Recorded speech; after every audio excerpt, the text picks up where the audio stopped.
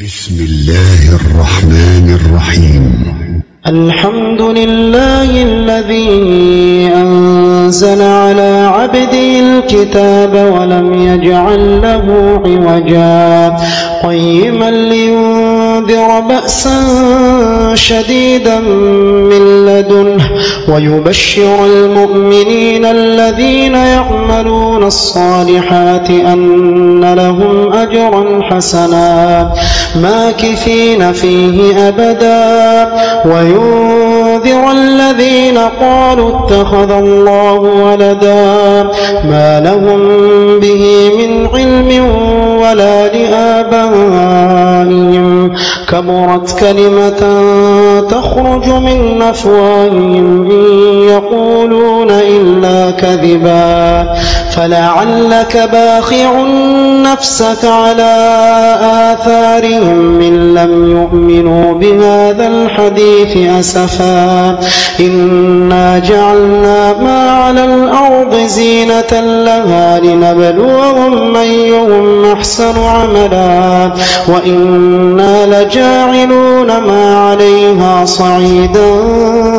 جرزا أم حسبت أن أصحاب الكهف والرقيم كانوا من آياتنا عجبا إذ أوى الفتية إلى الكهف فقالوا ربنا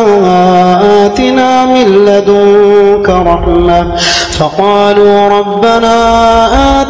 من لدنك رحمة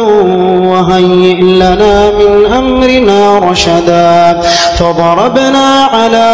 آذانهم في الكهف سنين عددا ثم بعثناهم لنعلم أي الحزبين أحصى لما لبثوا أمدا نحن نقص عليك نبأهم بالحق إنهم فتية آمنوا بربهم وزدناهم هدى وربطنا على قلوبهم إذ قاموا فقالوا ربنا رب السماوات والأرض لن ندعو من دونه إلها لقد قلنا إذا شططا هؤلاء قوم اتخذوا من دونه آلهة لولا يأتون عليهم بسلطان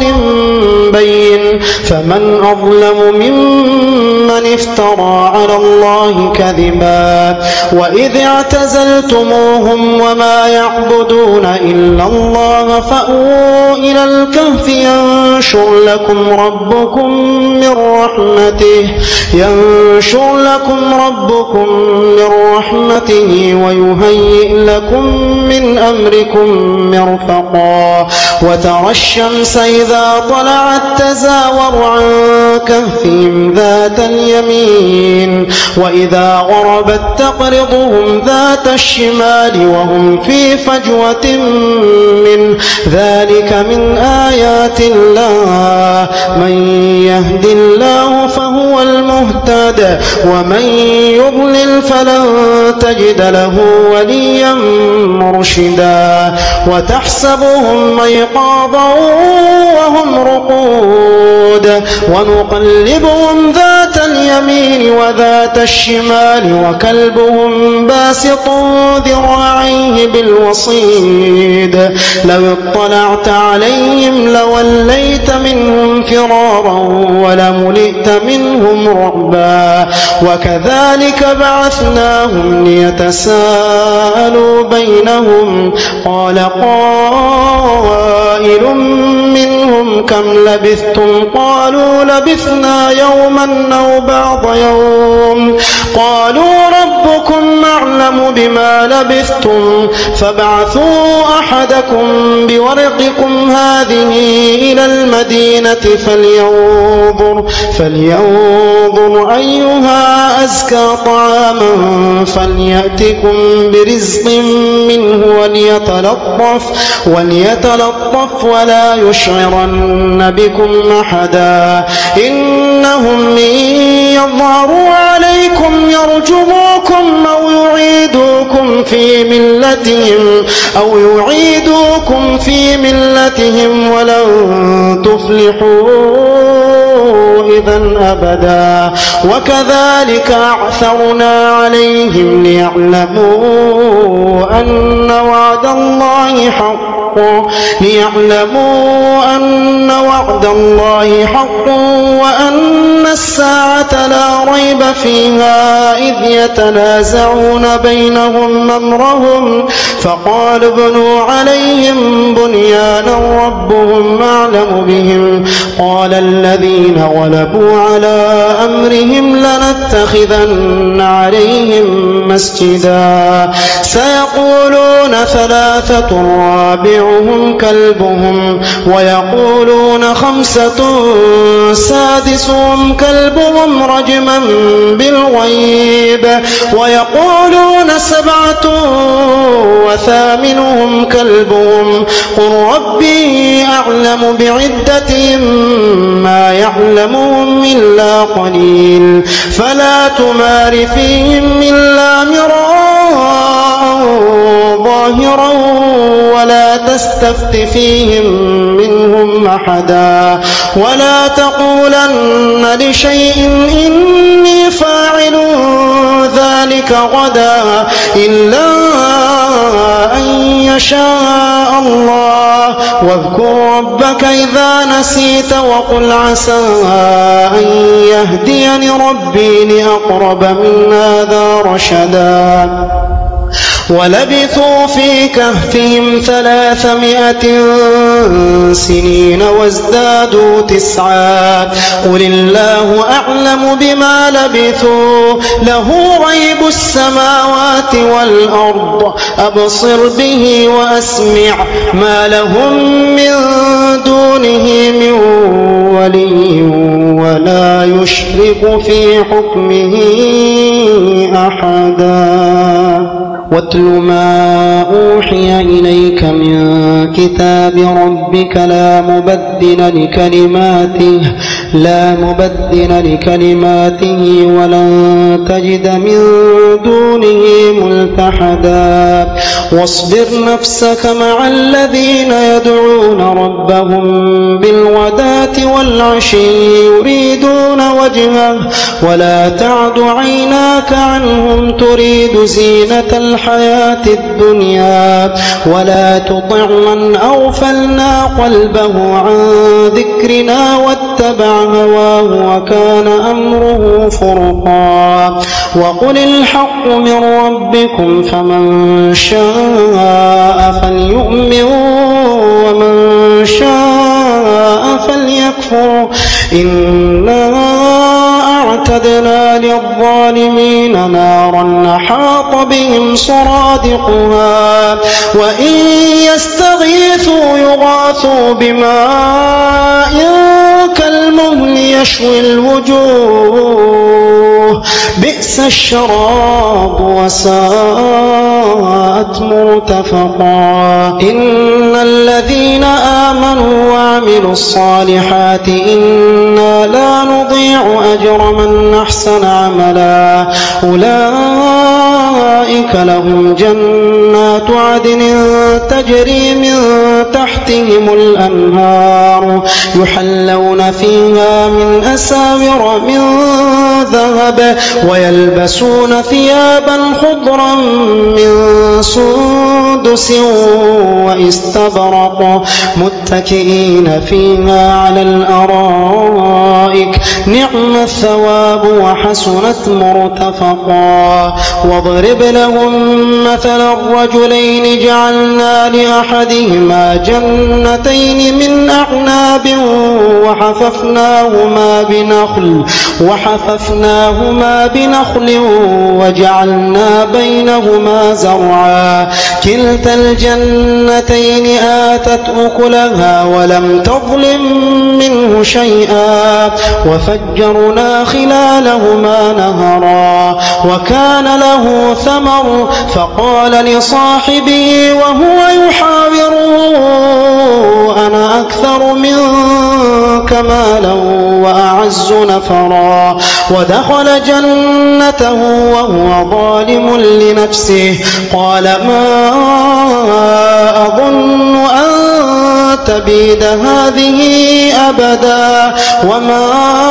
أظن الساعة قائمة ولئن رددت إلى ربي لأجدن خيرا منها منقلبا قال له صاحبه وهو يحاوره أكفرت بالذي خلقك من تراب ثم من نطفة ثم سواك رجلا لكن هو الله ربي ولا أشرك بربي أحدا ولولا إذ دخلت جنتك قلت ما شاء الله لا قوة إلا بالله إن ترني أنا أقل منك مالا وولدا فعسى ربي أن يؤتيني خيرا من جنتك ويرسل عليها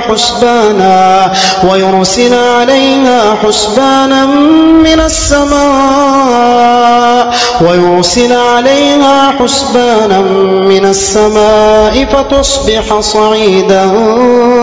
زلقا أو يصبح ماؤها غورا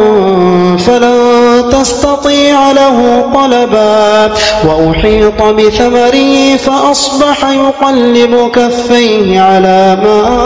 أنفق فيها وهي خاوية على عروشها ويقول يا ليتني لم أشرك بربي أحدا ولم تكن له فئة ينصرونه من دون الله وما كان منتصرا هنالك الولاية لله الحق هو خير ثوابا وخير عقبا واضرب لهم مثل الحياة الدنيا كماء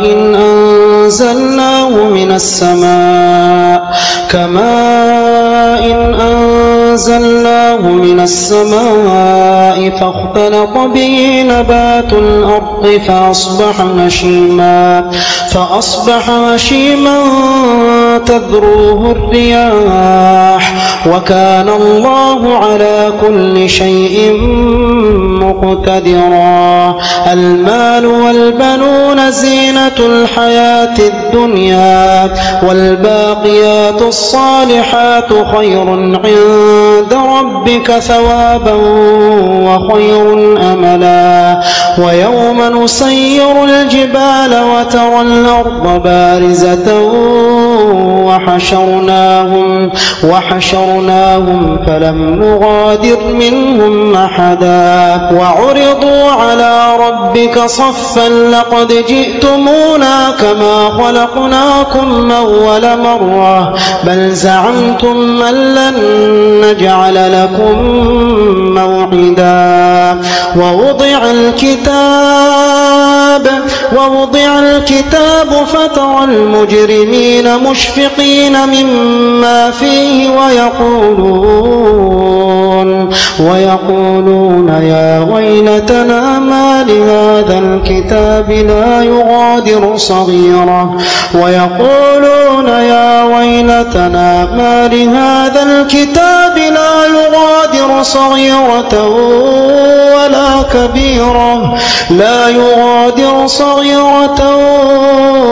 ولا كبيرة إلا أحصاها ووجدوا ما عملوا حاضرا ولا يظلم ربك أحدا وإذ قلنا للملائكة اسجدوا لآدم فسجدوا إلا إبليس كان من الجن ففسق عن أمر ربه أفتتخذونه وذريته أولياء من دوني وهم لكم عدو بئس للظالمين بدلا ما أشهدتهم خلق السماوات والأرض ولا خلق أنفسهم وما كنت متخذ المضلين عضدا ويوم يقول نادوا شركائي الذين زعمتم فدعوهم فلم يستجيبوا لهم وجعلنا بينهم موبقا ورأى المجرمون النار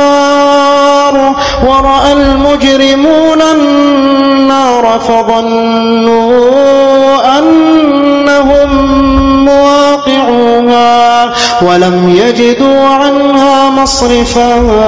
ولقد صرفنا في هذا القرآن للناس من كل مثل وكان الإنسان أكثر شيء جدلا وما منع الناس أن يؤمنوا إذ جاءهم الهدى ويستغفروا ربهم إلا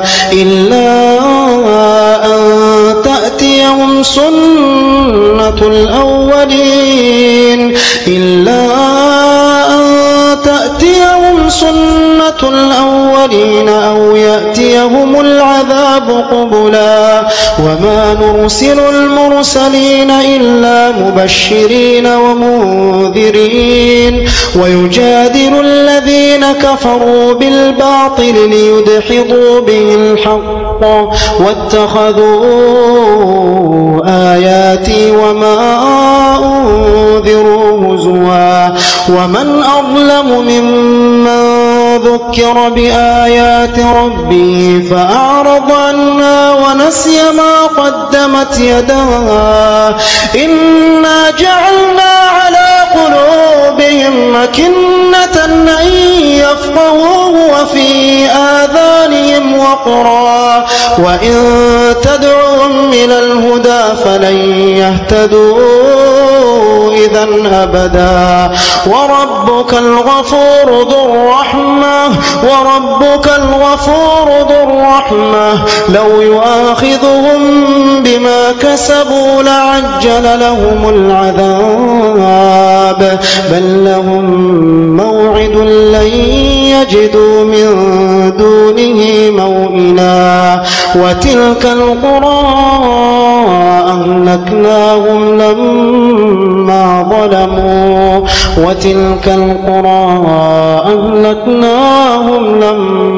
ظلموا وجعلنا لمهلكهم موعدا وإذ قال موسى لفتاه لا أبرح حتى أبلغ مجمع البحرين أو أمضي حقبا فلما بلغا مجمع بينهما نسيا حوتهما فاتخذ سبيله في البحر سربا فلما جاوزا قال لفتاه آتنا غداءنا لقد لقينا من سفرنا هذا نصبا قال أرأيت إذ أوينا إلى الصخرة فإني نسيت الحوت وما أنسانيه إلا الشيطان أن أذكره واتخذ سبيله في البحر عجبا قال ذلك ما كنا نبغ فارتدا على آثارهما قصصا فوجدا عبدا من عبادنا آتيناه رحمة من عندنا وعلمناه من لدنا علما قال له موسى هل أتبعك على أن تعلمني مما علمت رشدت رشدا قال إنك لن تستطيع معي صبرا وكيف تصبر على ما لم تحط به خبرا قال ستجدني إن شاء الله صابرا ولا أعصي لك أمرا قال فإن اتبعتني فلا تسألني عن شيء حتى أحدث لك منه ذكرا فانطلقا حتى إذا ركبا في السفينة خرقها قال أخرقتها لتغرق أهلها لقد جئت شيئا إمرا قال ألم أقل إنك لن تستطيع معي صبرا قال لا تؤاخذني بما نسيت ولا ترهقني من أمري عسرا فانطلقا حتى إذا لقيا غلاما فقتله قال أقتلت نفسا زكية بغير نفس لقد جئت شيئا نكرا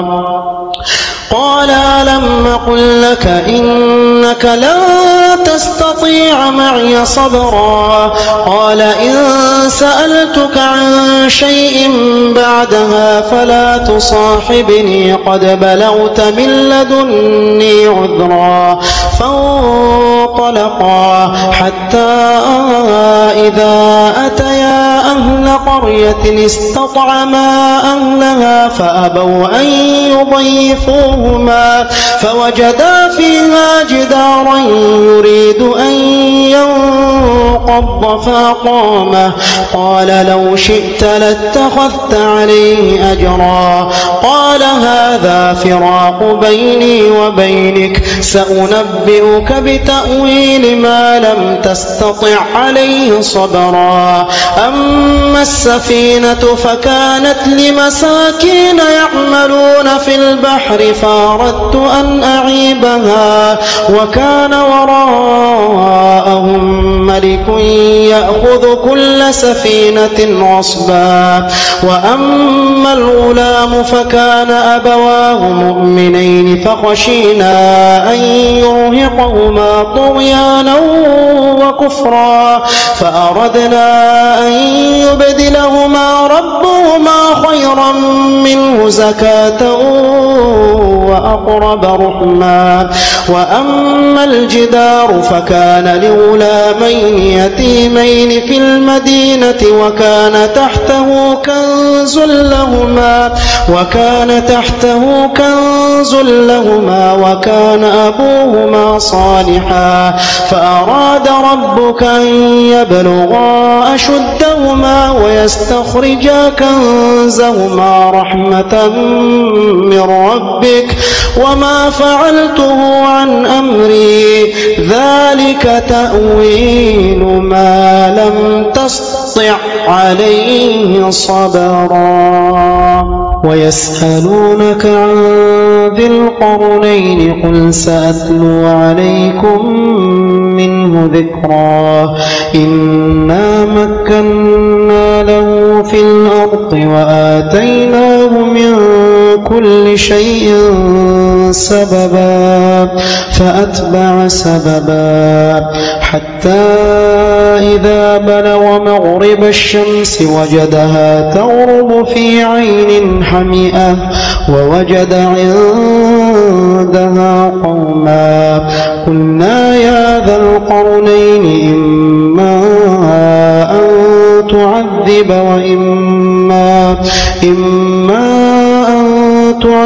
وإما أن تتخذ فيهم حسنا قال أما من ظلم فسوف نعذبه ثم يرد إلى ربه فيعذبه عذابا نكرا وأما من آمن وعمل صالحا فله جزاء الحسنى وسنقول له من أمرنا يسرا ثم أتبع سببا حتى إذا بلغ مطلع الشمس وجدها تطلع على قوم لم نجعل لهم من دونها سترا كذلك وقد أحطنا بما لديه خبرا ثم أتبع سببا حتى إذا بلغ بين السدين وجد من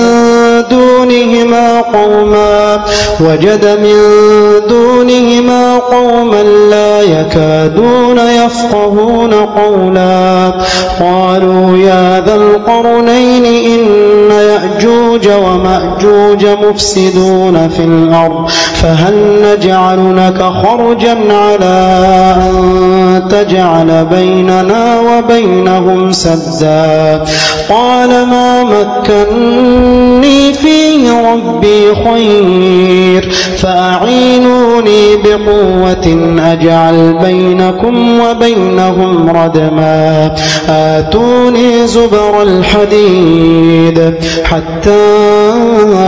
إذا ساوى بين الصدفين قال انفخوا حتى إذا جعله نارا قال آتوني أفرغ عليه قطرا فما استطاعوا أن يظهروه وما استطاعوا له نقبا قال هذا رحمة من ربي فإذا جاء وعد ربي جعله دكا وكان وعد ربي حقا وتركنا بعضهم يومئذ يموج في بعض ونفخ في الصور فجمعناهم جمعا وعرضنا جهنم يومئذ للكافرين عرضا الذين كانت أعينهم في غطاء عن ذكري وكانوا لا يستطيعون سمعا أفحسب الذين كفروا أن يتخذوا عبادي من دوني أولياء إنا أعتدنا جهنم للكافرين نزلا قل هل ننبئكم بالأخسرين أعمالا الذين ضل سعيهم في الحياة الدنيا وهم يحسبون أنهم يحسنون صنعا أولئك الذين كفروا بآيات ربهم ولقائه فحبطت أعمالهم فلا نقيم لهم يوم القيامة وزنا ذلك جزاؤهم جهنم بما كفروا واتخذوا آياتي ورسلي هزوا إن الذين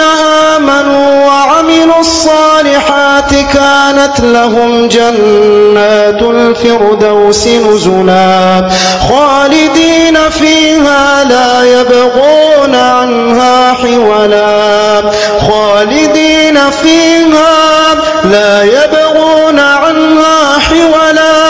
قل لو كان البحر مدادا لكلمات ربي لنفد البحر قبل أن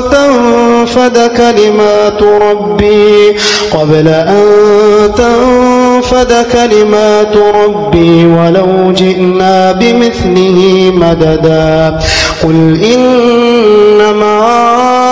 أنا بشر مثلكم يوحى